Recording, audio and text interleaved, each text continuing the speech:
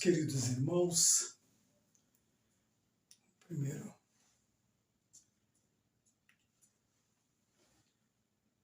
meus queridos irmãos, a paz do Senhor, mais uma vez, retornamos com a nossa escola bíblica dominical, hoje a lição de número 9, a lição essa que vai ser ministrada no dia 2 de junho, quer dizer, domingo próximo.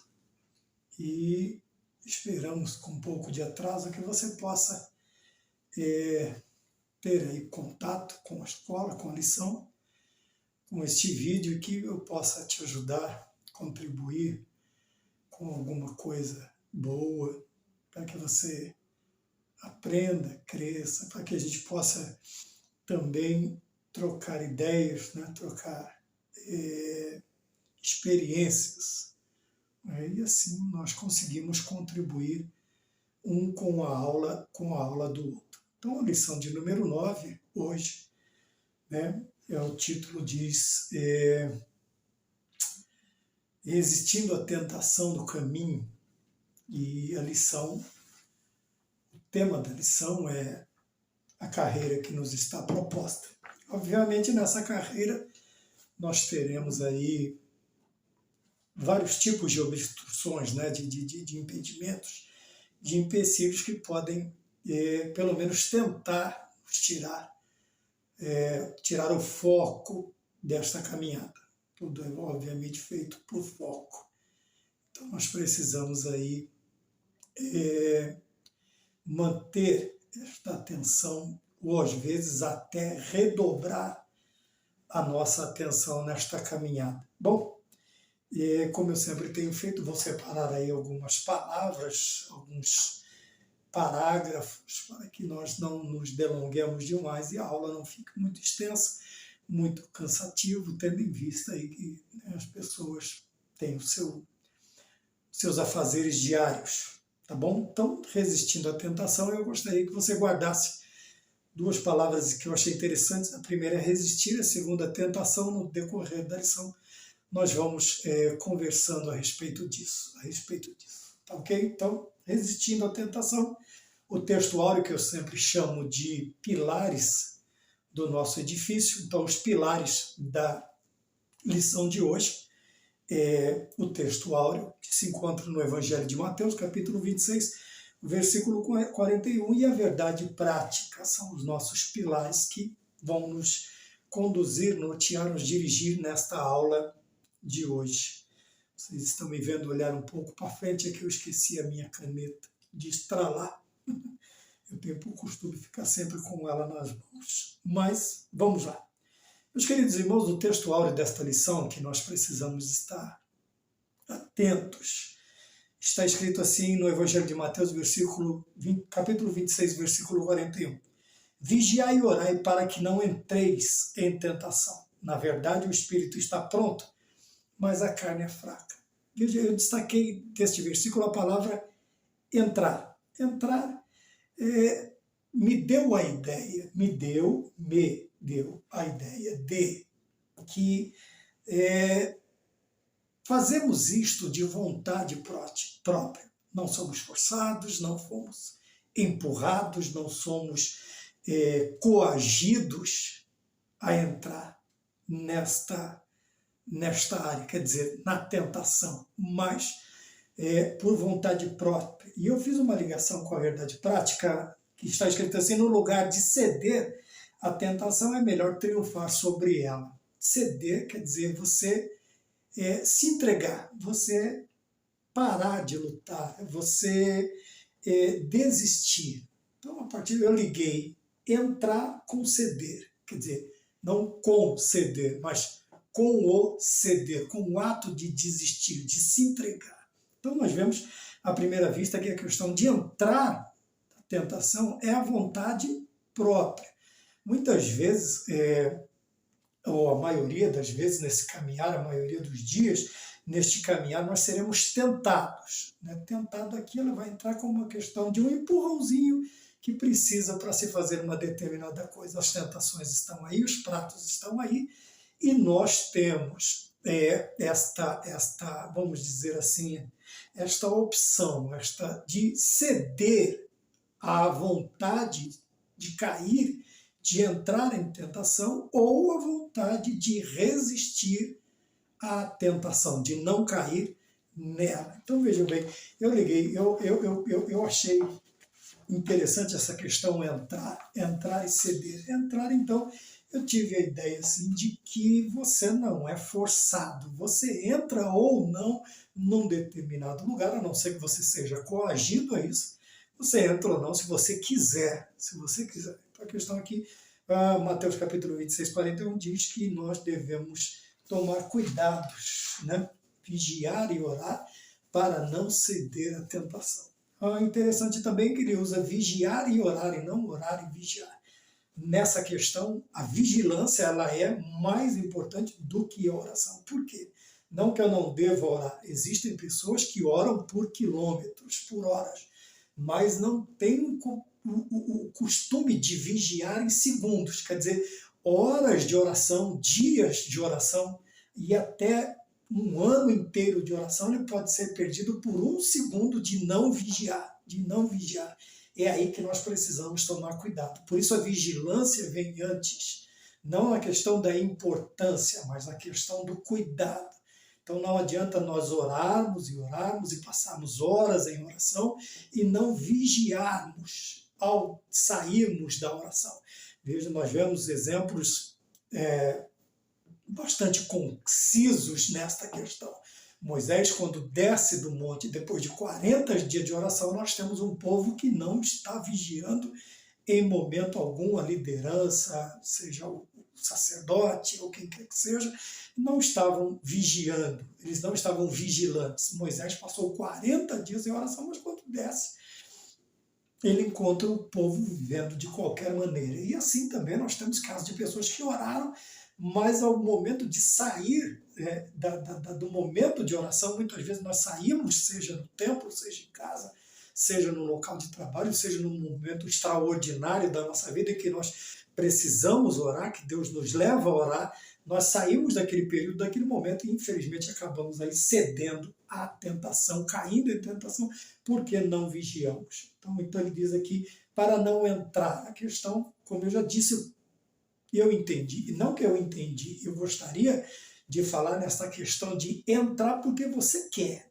Então você não está sendo forçado. A ideia de entrar quer dizer, você simplesmente viu uma oportunidade, a porta aberta, eu vou chamar de oportunidade, você viu uma oportunidade para pecar e simplesmente cedeu a essa vontade, a esses desejos, desistiu de lutar e acabou se entregando a esta prática. Né? Então nós precisamos tomar cuidado com isso dentro do textual.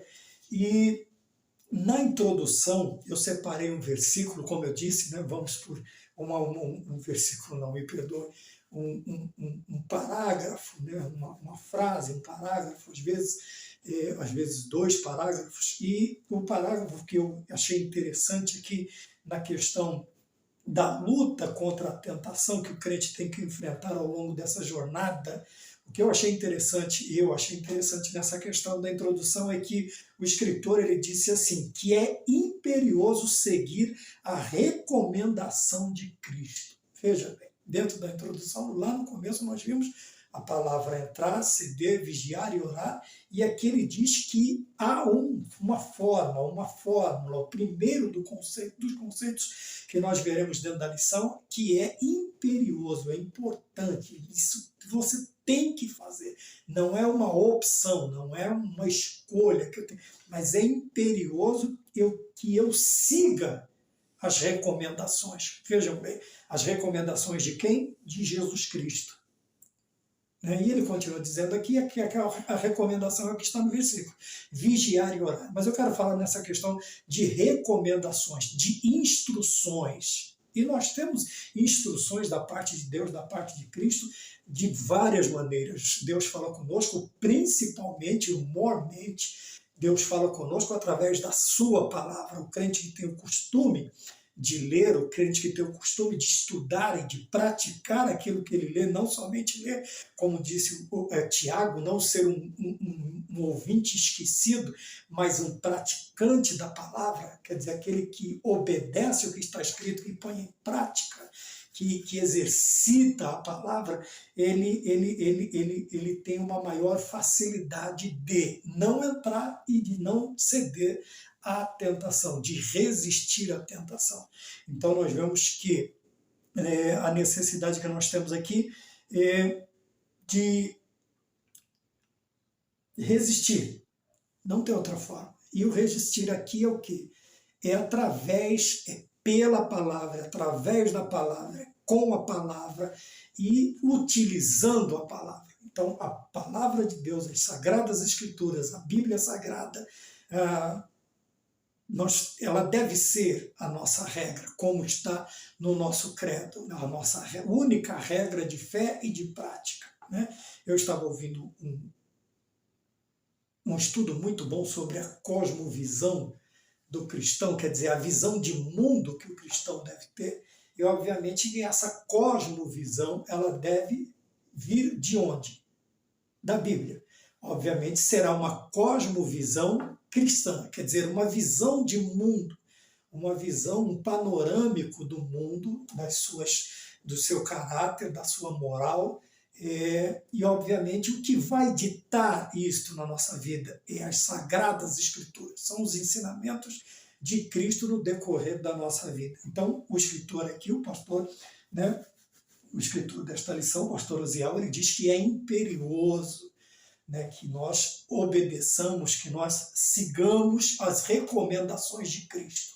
Obviamente que hoje em dia nós temos aí muitos líderes tentando substituir as ordens e as palavras, a pessoa de Cristo, a importância da centralidade de Cristo no ensino, na pregação, na condução, no exemplo que nós devemos dar. Muitos líderes estão tentando substituir Cristo por suas próprias pessoas. Quer dizer, torna-se uma igreja, uma denominação, um ensino, uma palavra, um aconselhamento simplesmente humano, egocêntrico, egocentrista, onde o homem tenta substituir Deus, sendo ele, a figura dele, mais importante que a figura de Cristo.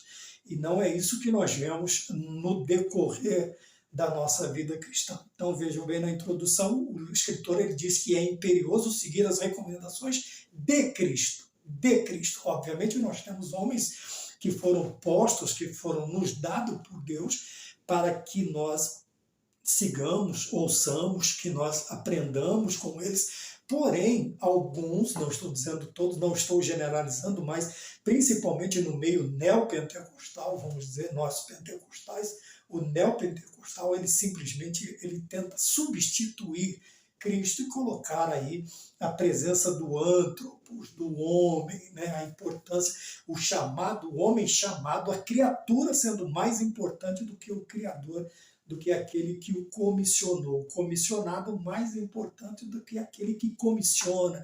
O chamado é mais importante do que aquele que o chamou. Então nós precisamos tomar cuidado. Então seguir sempre as recomendações de Jesus.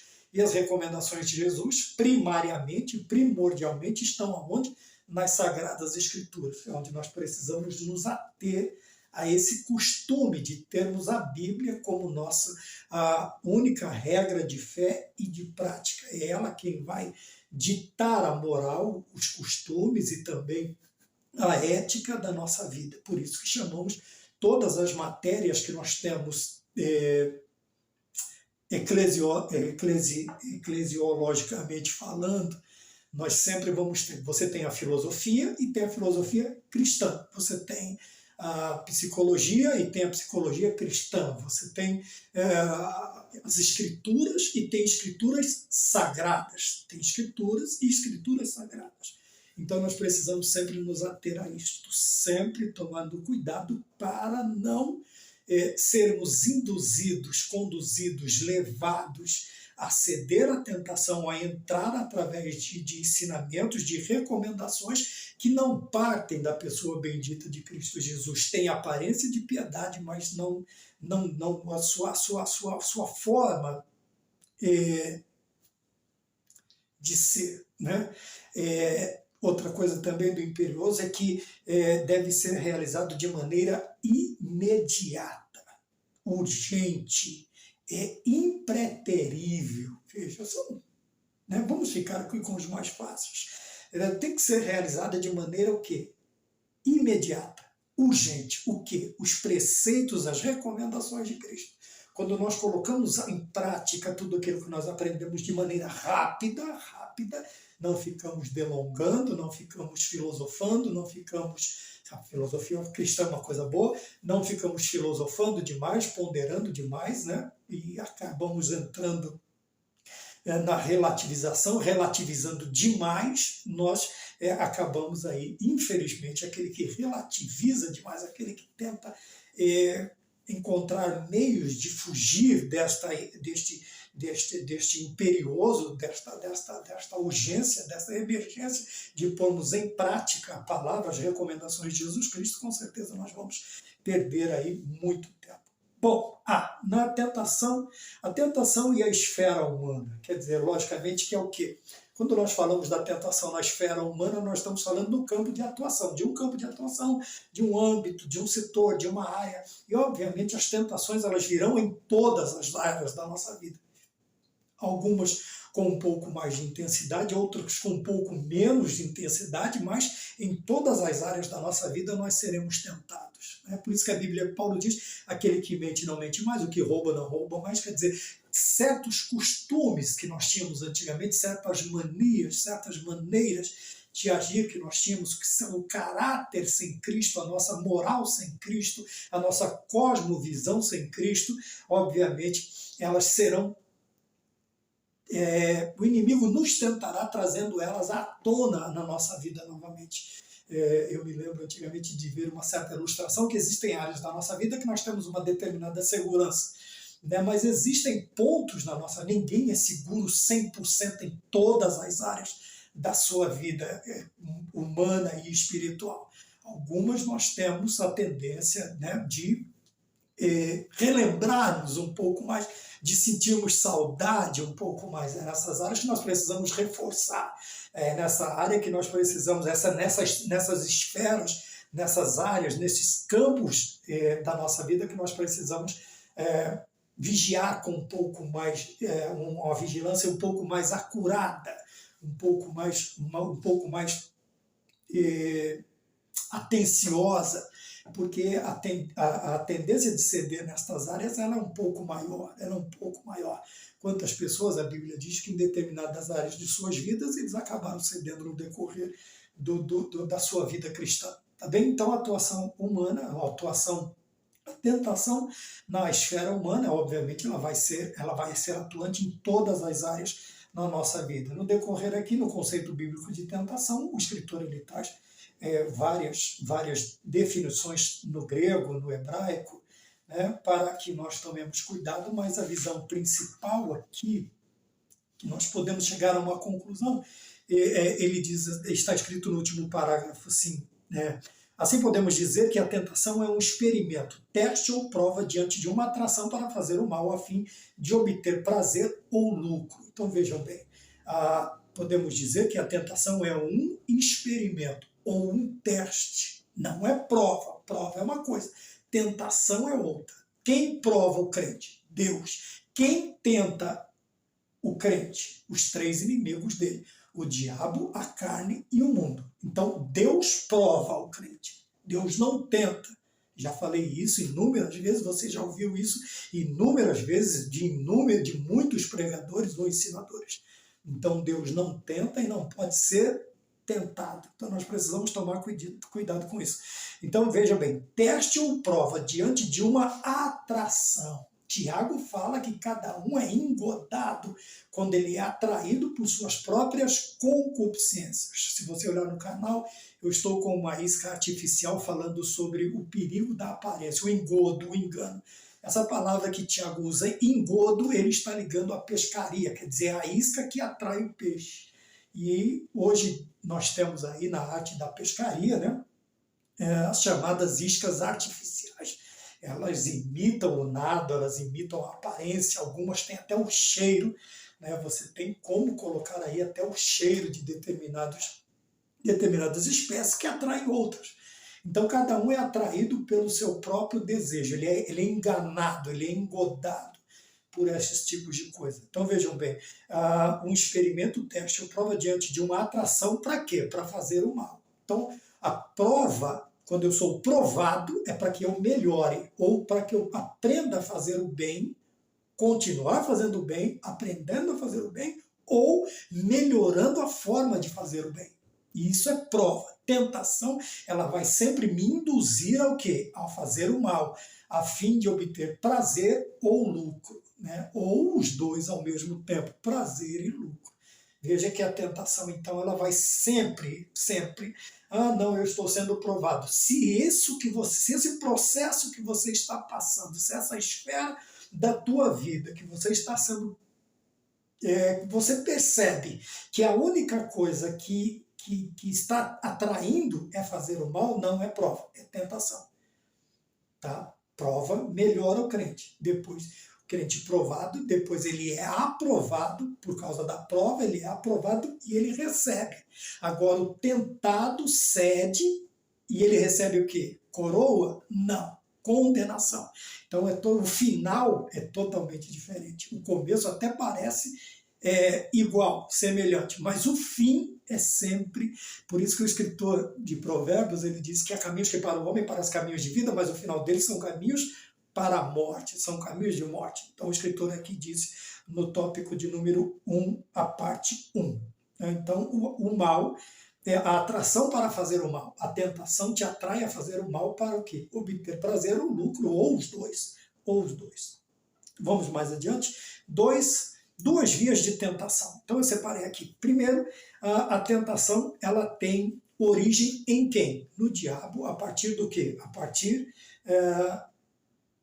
quando o seu objetivo é desviar-nos da nossa rota na missão e propósito de vida estabelecido por Deus. Então, a primeira via da tentação, ela é de origem diabólica, satânica, quando o seu propósito, o seu objetivo, o alvo desta tentação é nos desviar da rota, quer dizer, do caminho que nos conduz a quê? Que nos conduz a uma missão e propósito. Então, Deus estabeleceu para nós, pré-estabeleceu também, quando nós pensamos que em uma responsabilidade, vamos dizer assim, em um peso maior, Deus estabeleceu, mas já havia pré-estabelecido uma missão ou um propósito na vida de cada um de nós. Então, ela é de procedência diabólica, quando o objetivo dela é nos tirar do foco, que é a missão ou o quê? A missão ou o propósito de Deus na nossa vida. Tá bem? Então, a primeira mão. A segunda é quando, no lugar de darmos primazia ao fruto do Espírito, o fruto do Espírito, Gálatas, entregamos-nos à atração e ao engodo. Veja, eu usei essa palavra há pouco tempo. E ao deleite da concupiscência da carne. Então, vejam bem, a segunda via é quando nós damos o primeiro lugar, mais importância às coisas, aos enganos, aos engodos, e nos entregamos a essa atração, né, aquilo que nos atrai, que é o quê? O deleite da nossa concupiscência, quer dizer, daqueles desejos que nós temos na nossa vida. Então, as duas vias que ele coloca aqui da tentação, a primeira via é diabólica, quando o objetivo da tentação é nos desviar da rota da missão que Deus nos deu, que seria aqui no caso missão e propósito estabelecido por Deus, e a segunda via da tentação é o quê? Quando nós tiramos Deus do primeiro lugar e damos o primeiro lugar, a primazia aos nossos desejos, às nossas concupiscências. Então tudo isso faz parte do quê? Da tentação. Então são duas mãos. A primeira é diabólica e a outra é carnal. Carnal que nós vimos, diabo, mundo e carne, os três maiores inimigos. Então a carne, o desejo da carne está em primeiro lugar, né? O nosso hedonismo, o nosso prazer, a qualquer custo, né? Então a segunda via da tentação é a carne, é fazermos aquilo que nos agrada, aquilo que nós queremos, aquilo que nós buscamos e aquilo que consequentemente desagrada a Deus, porque é uma tentação. 3. Tentação, um fenômeno humano. Agora nós voltamos a essa questão, né? Aprovação. Eu separei aqui um trecho que diz assim, já no finalzinho do texto, as ações que evidenciam uma vida dominada pelas paixões carnais são inteira responsabilidade humana. Então, veja, nós temos um mau costume, né, de sempre queremos, eu chamo isso de síndrome de Adão. Então, Adão erra, culpa a Eva, Eva erra, culpa a serpente já está errada e não tem mais ninguém, só tem os três. Então, porém, a justiça de Deus, a coisa interessante é que a justiça de Deus é que cada um deles, apesar de suas desculpas, das suas justificativas, das suas justificações, Deus não os tem por inocente. Adão sofre a sua consequência, Eva sofre a sua consequência e a serpente sofre a sua consequência. Então a justiça de Deus, ela é bonita, ela é maravilhosa a partir do momento em que nós pensamos que Deus, apesar de nós, muitas vezes, no nosso sentimento humano, nós achamos um determinado rigor em excesso, a justiça de Deus ela não escolhe, ela não favorece. Deus nunca escolheu aqueles que andaram com ele, aqueles que ele até chamou de amigo, pelo contrário, ele expôs todos os seus erros. Quando nós olhamos a Bíblia, os grandes personagens, Deus sempre colocou os seus acertos, mas não deixou de colocar os seus erros, para que nos ensinasse das duas maneiras, o que fazer, o que copiar, o que imitar e o que não imitar. Então nós vemos aqui que a tentação, um fenômeno humano. Por quê? Porque somos nós que cedemos. Veja bem, o inimigo só dá um empurrãozinho, o mundo só dá um empurrão. A gente cede ou não a tentação, a gente entra ou não se a gente quiser. A porta ele só abre, você entra se você quiser. O prato ele só serve, você se alimenta dele, você se farta, você se esbalda dele se você quiser. Então vejam bem, por que está escrito aqui que a tentação, como eu já disse, há a diferenciação da prova e da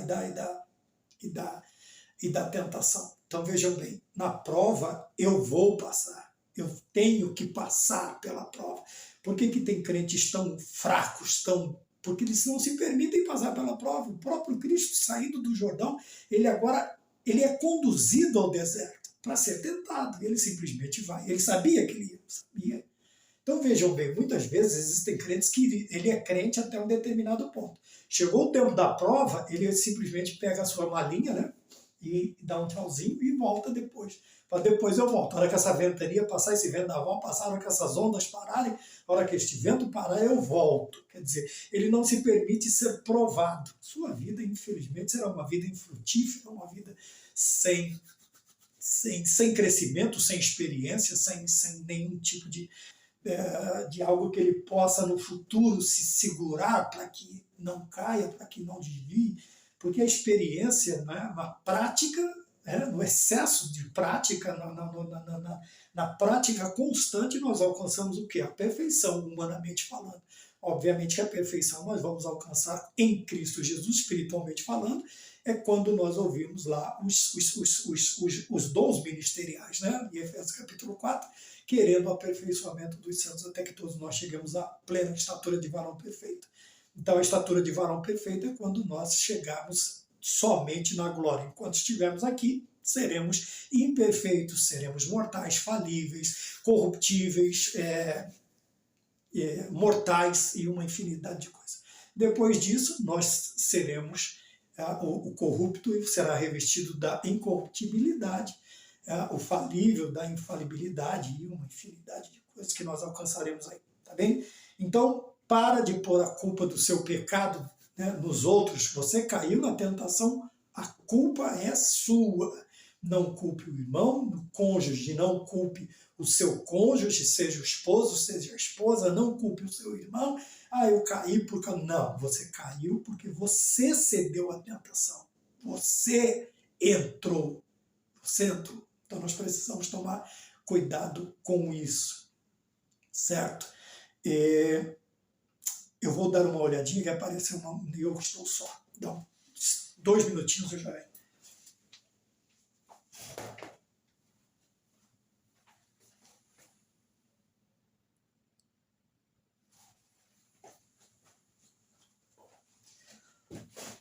Aparentemente está tudo bem. Desculpa que os joelhos já não seguram tanto peso.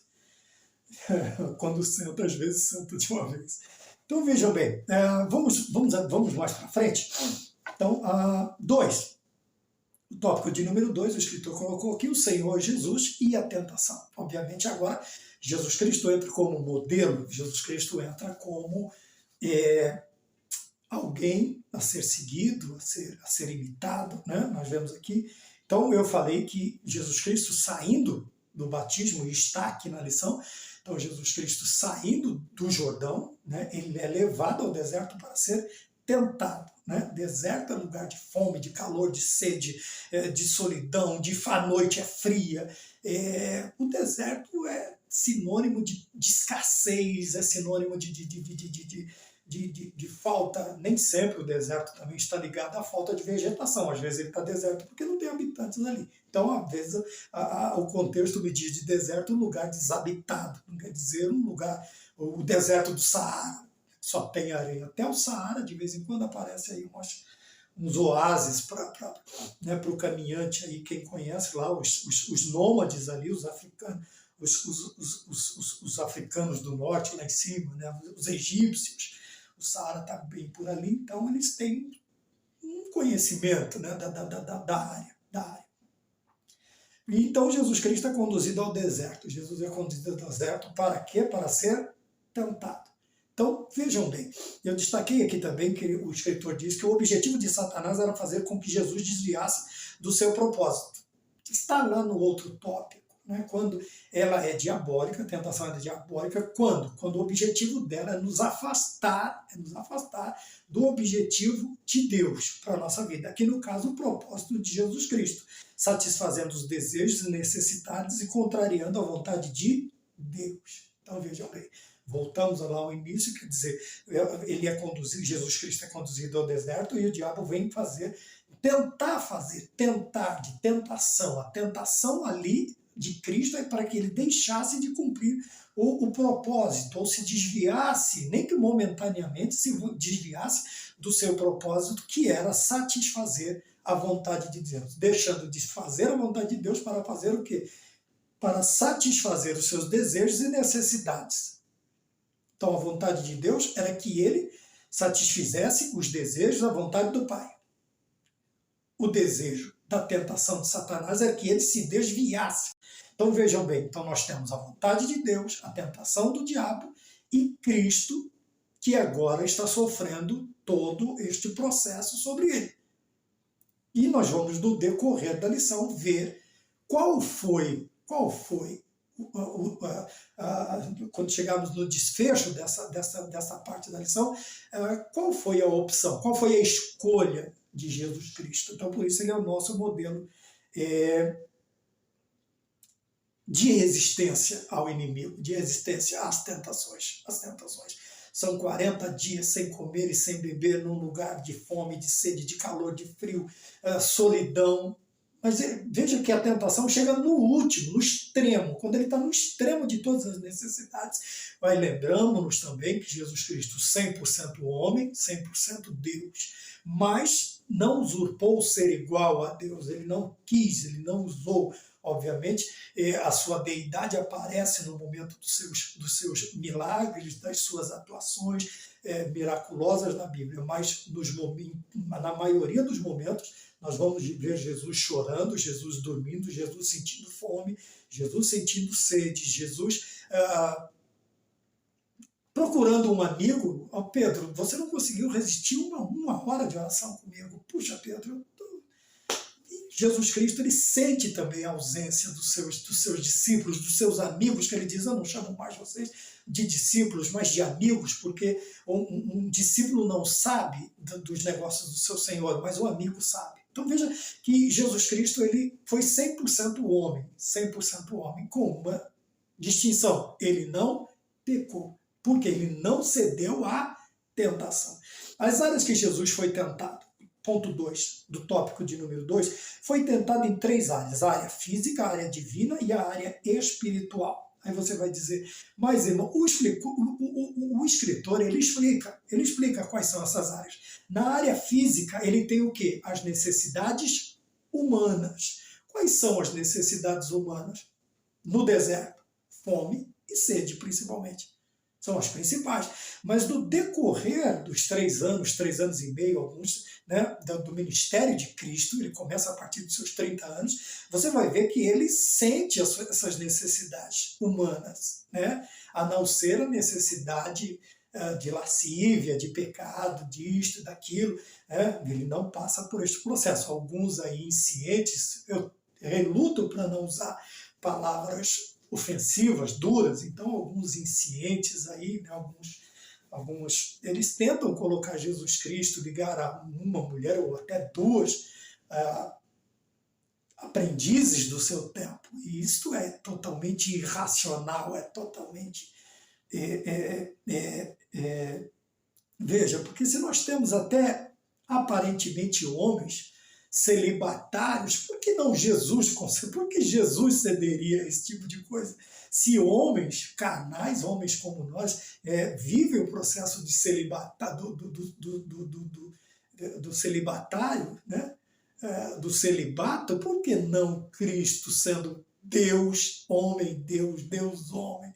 E ele não resistiria a esse tipo, se bem que, vejam bem, essa questão não é pecado, desde que praticado dentro da legalidade, né? Não é o caso de Jesus, ele não era casado com nenhuma das duas partes, não é isso que eu estou falando.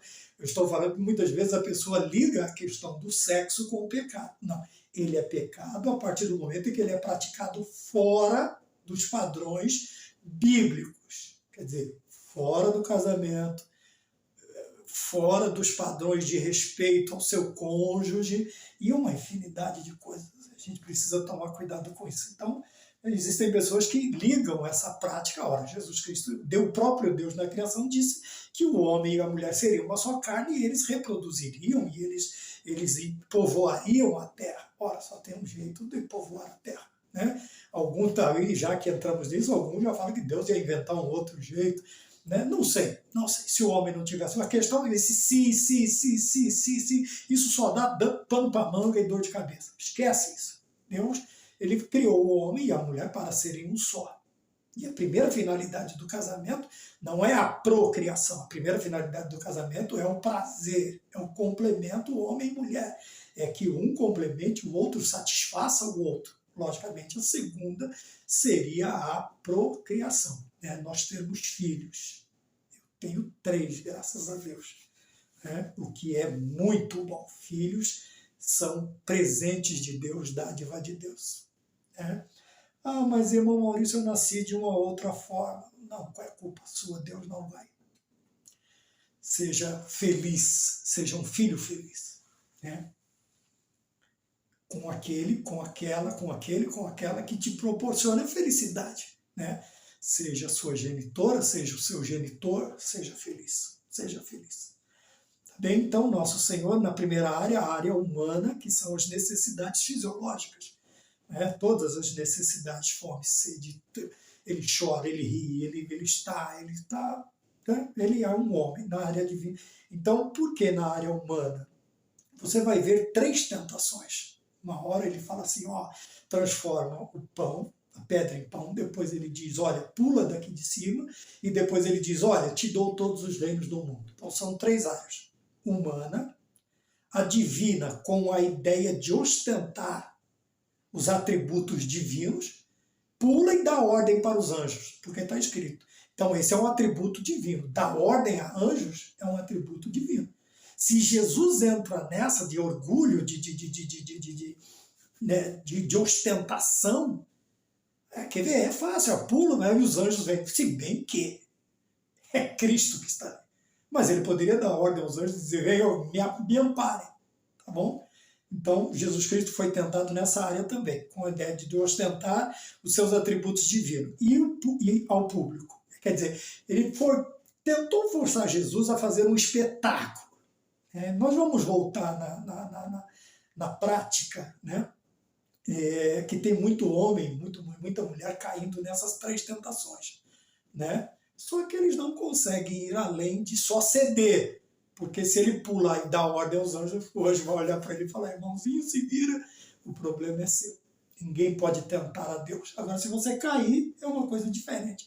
Se você cair, desequilibrar de uma altura, cai. Deus pode te livrar de uma queda, né? Quase que eu ia citando um hino, mas ali ele está falando do espiral. Ah, Deus pode livrar-te de queda fatal. Tentado não ceda e ceder é pecar. Se bem que ele está falando do pecado. Mas se fisicamente você precisar, Deus pode fazer um milagre e te sustentar nas suas portentosas mãos e evitar que você sofra danos muito grandes na sua vida física. Tá bem? E muitos aí estão tentando transformar pão, pedra em pão. Estão cedendo aos espetáculos, a apresentações espetaculosas. Quantos homens e mulheres, ao invés de simplesmente conduzirem o rebanho, anunciar o evangelho para a salvação de pecadores, eles realizam verdadeiros espetáculos, shows, né? Alguns até beiram a pantomima, né? Mas a Bíblia está aí. E na área espiritual, no sentido de idolatrar outro. Se você se prostrar, eu te dou tal coisa. O Senhor Jesus Cristo disse, isso também está escrito, somente a Deus adorarás e somente a Ele prestarás culto. Então vejam bem, Jesus é tentado nas 3 áreas, física, divina e espiritual. Nós também somos tentados nessas 3 áreas, né? Só que a nossa terceira, que não pode ser chamada divina, porque nós não somos divinos, mas somos tentados aí a ostentar, né? a dar shows, a se portar de uma maneira espetaculosa. Então nós precisamos tomar cuidado. E a questão da idolatria também é uma questão que nós estamos sujeitos, né? Alguns estão idolatrando a criatura mais do que o Criador, né? O capítulo 2 de Romanos está repleto, 1 e 2 de Romanos está repleto de exemplos de que os homens adoram aves, homens, e o que quer que seja, eles colocam no lugar de Deus, tá bom? 3, Jesus venceu a tentação? É uma pergunta, é um questionamento. Obviamente que nós sabemos que ele venceu. Mas como ele venceu? Ele venceu a tentação? Venceu. Como? Nessa batalha espiritual contra o diabo, nosso Senhor sempre apelou para a exposição da palavra de Deus. Isso significa que ele via as Escrituras como autoridade suprema de fé e de prática. Então, vamos lá. Há muitos anos atrás eu encontrei uma pessoa, e essa pessoa trabalhava numa linha de montagem do meu lado, e ele estava com um determinado penduricalho. Eu disse, para o que é? Ele falou, essa cor aqui era de uma denominação neopentecostal, era ou é, não sei, já fazem muitos anos, e ele disse que aquela cor e aquela situação que estava ali era para evitar, vamos dizer, mal-olhados. Ora, irmãos, isso não passa de superstição. Acontece isso? Pode acontecer. Mas se acontecer, qual é o meio? Como nós dissemos no início, vamos voltar, ele diz aqui que nós devemos, que é imperioso que nós sigamos as recomendações de Cristo. E qual é a recomendação de Cristo nessa situação? Olha aqui, no deserto. Ele fez uso da palavra. Da palavra. Então vejam bem, essas coisas virão contra o cristão? Sim. Contra o crente? Sim. O que eu devo fazer? Me encher de penduricalhos minha casa, os cantos da casa, isso, aquilo? Não. Tenho que encher, sim. Todo o meu coração, toda a minha mente, todo o meu falar tem que ser preenchido pela palavra. A palavra vai ser a minha defesa. É por isso que lá em Efésios, no capítulo de número 6, versículo 13 em diante, nós vamos ver as armaduras de Deus, e a palavra é chamada de espada do Espírito. A palavra é chamada de espada. A espada corta, a espada perfura, penetra, a espada é um dispositivo de ataque. Então, veja bem, não vai ser com penduricalhos, cores, isso, aquilo, palavras, mantras, citando mantras, que determinadas situações fugirão da nossa vida, que o inimigo vai bater em retirada. Logicamente, que a partir do momento em que usar a palavra de Deus, aí sim ele vai desesperado correr em desabalada carreira. Resistir, pois, ao diabo, ele fugirá de vós. Achegai-vos, pois, a Deus, e ele se achegará a vós. Então vejam bem, eu vou me achegar a Deus e vou resistir ao diabo, e o diabo vai fugir de mim. Porém, quando eu me chego a Deus, Deus se aproxima de mim. Deus vem na minha direção. Ele vai ser o meu escudo e o meu broquel. Socorro bem presente na hora da angústia. Então, como dizia o Matos Nascimento, quer vitória, vai, sei lá, gemendo, vai orando, geme e chora, alguma coisa parecida com isso, foi bastante tempo. Então vejam bem, quer vitória? Palavra. palavra. Tenha a palavra sempre na boca, né? Escondi a palavra para não pecar. Como purificará o jovem o seu caminho? Observando segundo a palavra de Deus. Não somente o jovem, mas o velho, o de meia idade, o da terceira idade, o mais novo, o adolescente. Como que ele vai purificar o seu caminho? O salmista responde, diz, observando segundo a palavra de Deus. Então Jesus Cristo, ele diz aqui, o escritor diz, devemos vencer o inimigo e seus ardis, as suas armadilhas, tentadoras ou ardis tentadores com a palavra de Deus. Então é o meio que nós temos para vencer o inimigo, para vencer os ardis, as armadilhas, as tentações, é a palavra de Deus. 3, né? O último, 3 está escrito assim, resistindo à tentação. Então vamos lá, todos somos tentados, né? Todos somos tentados. Não existe um ser humano sequer na Terra. O próprio Cristo foi tentado. Se ele foi tentado, se fizeram isso com a vara verde, imagina o que vão fazer com os galhos secos. Se ele tentou a Cristo, ele tentou derrubar Cristo, imagina conosco como não serão seus ataques, os seus ardis, as suas armadilhas. Vamos lá. Todos somos tentados. O texto, a parte do texto que eu separei foi: vivemos em uma cultura pós-moderna que, por meio de seus artistas, escritores, filósofos e até mesmo teólogos, tá, entre aspas, teólogos, é lógico, intentam naturalizar e relativizar, procurando nos moldar conforme os seus costumes mundanos. Vejam bem, relativismo. Eu falei sobre isso num vídeo que eu acabei de postar nesse canal também. Então, a relativização. O que é uma relativização? Eles vão dizer que a verdade é relativa, por quê? Porque depende de cultura, depende disso, depende daquilo. Eu não posso dizer que a minha verdade é a verdade de fulano, eu não posso. Isso chama relativizar. Então, você vai relativizar ou naturalizar, quer dizer, não, isso aí tem que acostumar. Porém, Paulo me chama a quê? A não me conformar com este mundo. Eu não posso, em Romanos capítulo 12, versículos 1 e 2, ele diz que eu tenho que, não posso me conformar. E como que eu não me conformo? Fazendo o quê? Sendo transformado pela renovação do vosso entendimento. Né? Uma transformação, segundo o estudo que eu vi e que eu ouvi, ele de transformação no grego, a palavra metamorfose, de metanoia, mudando o pensamento. Então nós precisamos, por quê? Porque o mundo vai apresentar, né, os seus artistas, escritores, filósofos, teólogos, né? E, obviamente, irmãos, o mundo nunca vai apresentar coisa ruim, vai trazer sempre aqueles que estão na crista da onda, vamos dizer assim, né? Os tops de linha, nestas áreas aqui, eles vão tentar impor as suas ideias, a sua cosmovisão, né, essa cosmovisão, essa visão de mundo, relativizando, fazendo com que o crente baixe certas guardas e aí, infelizmente, cedendo à tentação. Né, cedendo à tentação. Ah, mas fulano de tal, meu querido irmão, nunca foi. Está lá no capítulo 11 de Hebreus. Está na galeria da fé o nome desse fulano, dessa fulana, desse escritor, desse teólogo até, desse filósofo, desses artistas, estão ali? Não, a Bíblia diz que a minha tão grande nuvem de testemunhas está no capítulo 11. Ali estão os meus moldes, ali estão os meus modelos e Cristo, logicamente, sendo o meu modelo mor, né? A minha forma de imitar, aquele que eu vou imitar sendo Jesus Cristo, o principal deles. Mas, infelizmente, existem pessoas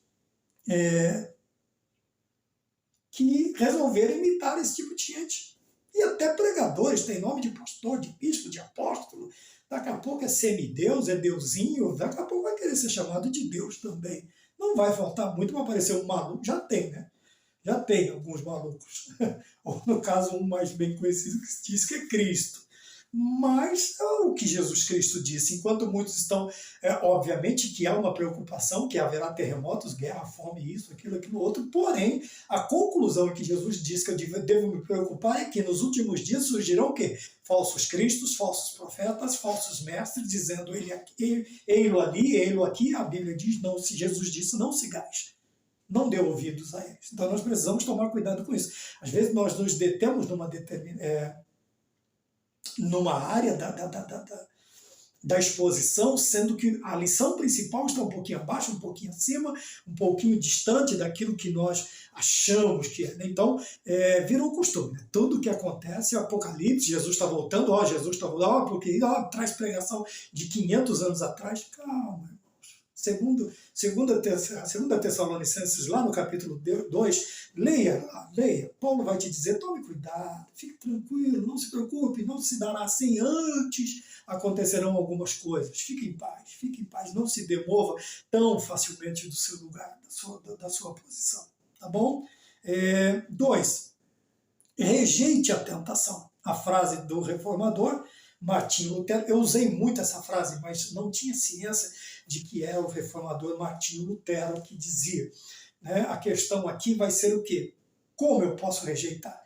Então ele tem uma frase, essa frase é dele, eu já citei muitas vezes, agora vou colocar o dono dela, né? O titular dela, que eu não posso impedir que os pássaros voem sobre a minha cabeça, porém eu posso impedir de que eles façam ninhos na minha cabeça. Assim são os pensamentos, são as tentações. Elas vêm através do quê? De sugestões, deixa eu respirar. Agora eu respirei e esqueci a palavra, acho que ela saiu pela respiração. Sugestões, né? Aqui,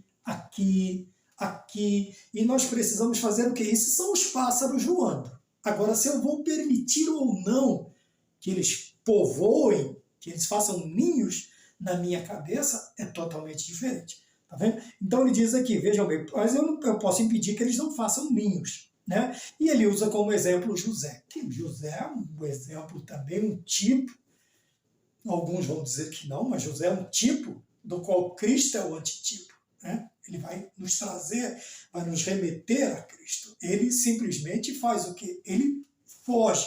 No capítulo 39 do Gênesis, no versículo 12, é a fuga de José diante da mulher de Potifar. Então vejam, ele preferiu perder a sua capa.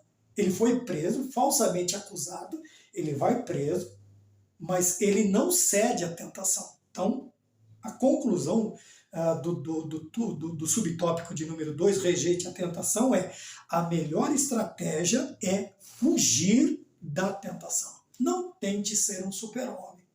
Não tente. Se você não é, eu não sou, nós não somos. Dependemos de Cristo. Dependemos em todos os sentidos. Mas existem pessoas que se acham um super-herói, um super-homem, um invencível, um imbatível. Somente Cristo é isso. E ele vai de peito aberto enfrentar a tentação, que vai sapatear, que vai pisar, que vai esmagar.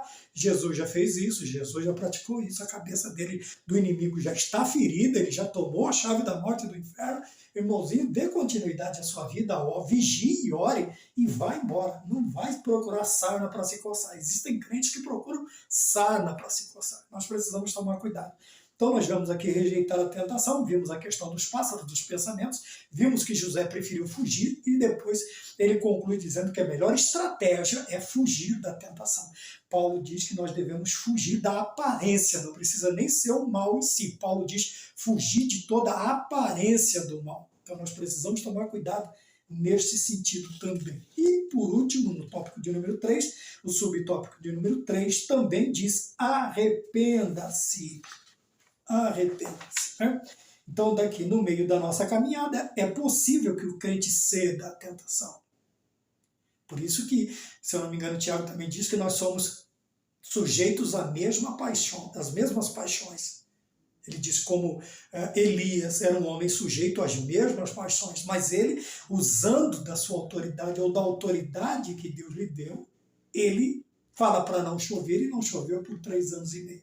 Depois ele pede chuva.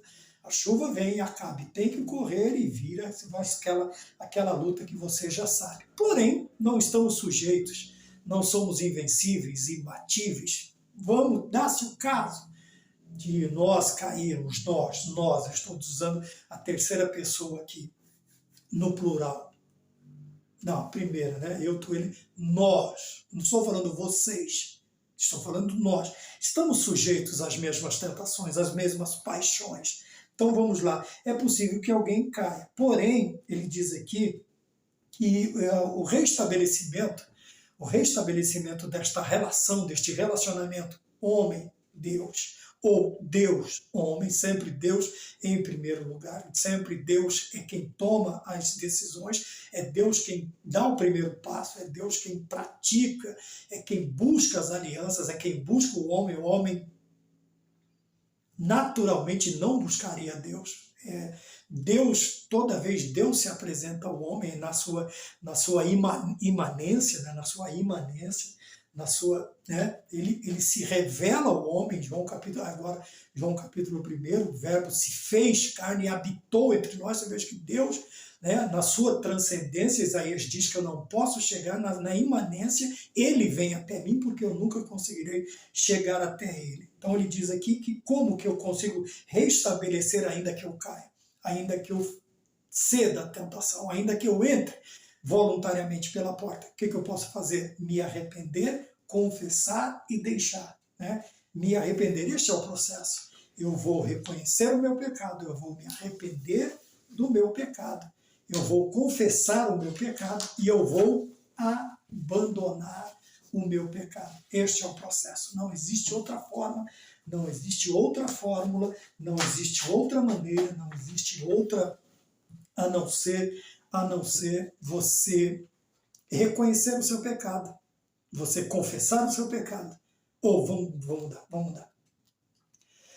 Nós reconhecermos o nosso pecado, nós confessarmos o nosso pecado e nós abandonarmos o nosso pecado. Esse é o processo.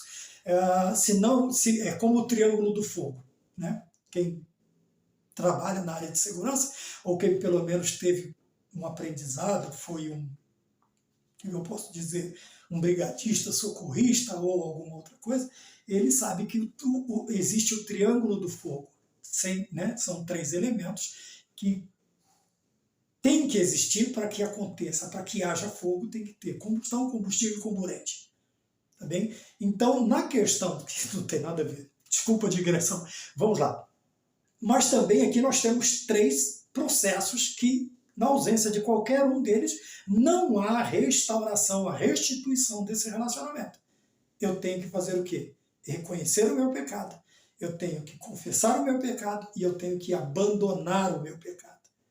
Não adianta nada. Eu não consigo abandonar se eu não reconhecer. Então eu tenho que reconhecer que eu sou um pecador, que eu errei. Enquanto eu ficar me justificando, enquanto eu continuar tentando arrumar, tentando consertar o que eu fiz, eu nunca vou conseguir nada. Então o que eu tenho que fazer? Isaías diz, ai de mim. Por quê? Porque ele reconhece o seu pecado. Um homem de lábios impuros, habitante no meio do povo de impuros lábios. E os seus olhos viram o Senhor. Veja que ele confessa, Senhor, eu tenho pecados. O anjo vai lá, tenaz, brasa, agora estão purificados. E ele nunca mais fez. Foi o que Jesus Cristo disse à mulher, vá e não peques mais. Amém? Então, resistindo à tentação no caminho, a aula que será dada domingo agora, né, dia 2 de junho, é mais ou menos isso aqui. Não é isso, não somos donos da verdade, mas eu espero que te ajude em alguma coisa se você assistir. Tá bem? Que Deus te abençoe. Resista à tentação, não entre, não ceda. Né? E se fizer, infelizmente, faça o quê? Reconheça, confesse e deixe. Foi a aula. Né? Umas aulas passadas que nós tivemos aqui. Já que eu falei, então vamos lá. Né? Confessando e abandonando, lição 8, a lição passada. Confessando e abandonando o pecado. Amém? Que Deus te abençoe e que você vigie muito, você ore muito, vigie mais ainda e vença a tentação. E que Deus te abençoe no nome do Senhor Jesus Cristo. Amém.